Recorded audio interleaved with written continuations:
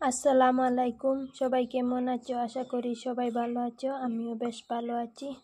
এখানে কিছুটা চালের গুঁড়া নিয়েছি আর নিয়েছি হাফ নারকেল। এটা দিয়ে একটা পিঠা তৈরি করব। প্রথমে আমি গরম জল দিয়ে চালের গুঁড়াটা বল করে নেব আর নারকেলটা কুড়িয়ে নেব। তারপর দেখাচ্ছি পিঠাটা। নারকেল কুড়িয়ে নিয়েছি আর এই যে চালের গুঁড়া দিয়ে বল বানিয়ে নিয়েছি। এবার শুরু করব।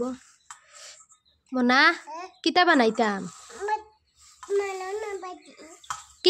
আমার জিগা ও বাই ফিরো সাইন কিতা বানাইতাম কিতা পিঠা হ্যাঁ কইলা পিঠা খরকে খাইতো তুমি খাইতাই নি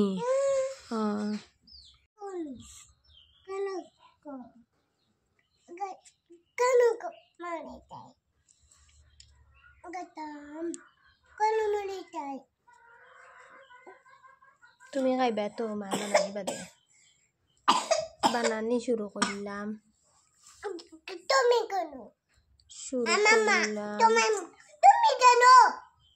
অনেকে অনেক সুন্দর করে বানাতে পারে, আমার বেশি সুন্দর হয় না, যেই রকম পারি বানালাম।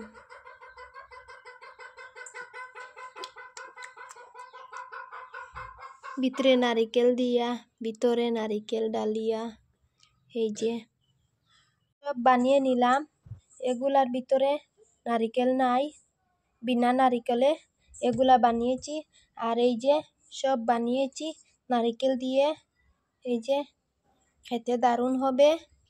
চা দিয়ে খেতে পারো বা চুলা বুনা দিয়ে খেতে পারো বা আলু ভাজি দিয়ে খেতে পারো। নারিকেল আছে তো ভিতরে, চা দিয়ে খেতে দারুণ লাগে। এবার আমি সিদ্ধ করে নেব।